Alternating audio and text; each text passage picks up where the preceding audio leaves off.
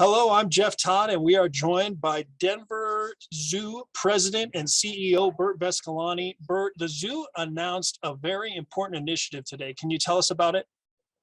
Yeah, thanks for asking. And this is a very difficult time for the Ukrainian zoos and Ukrainian people overall.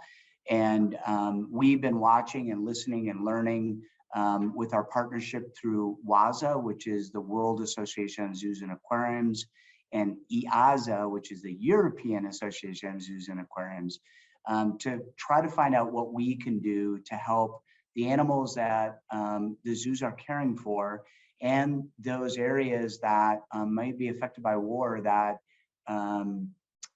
could really face some tough times in the coming weeks, months, and even years. So we launched an emergency funding initiative that we've done emergency funds before for other places. You might remember when Australia had its pretty dramatic fires, we were involved with that.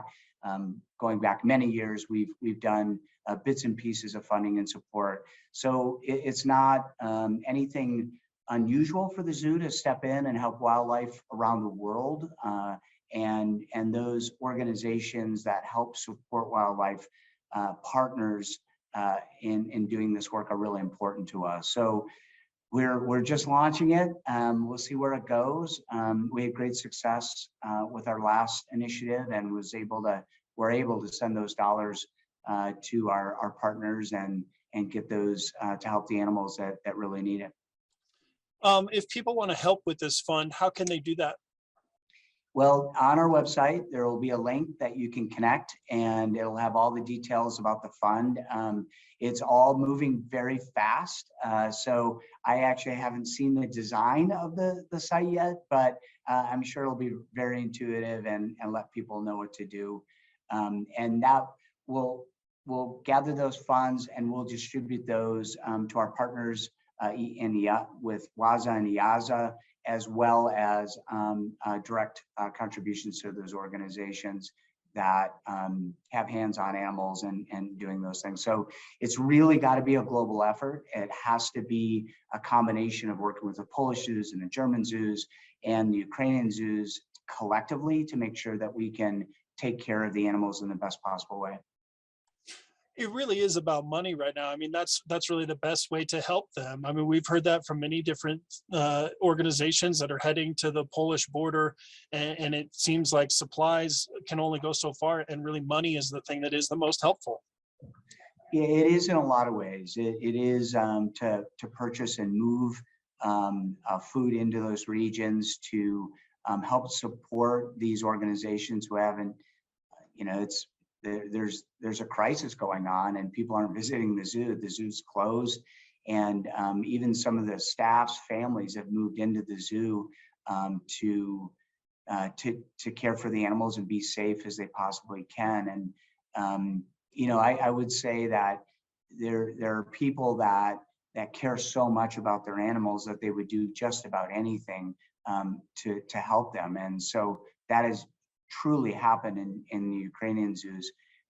Those staff members, those individuals have done everything in their power that they can possibly do to help that. And sometimes that requires financial support to make that happen. There's a whole lot of other things that are happening, but they all kind of come back to the dollars. And people who want to help can find that fund on the Denver Zoo website.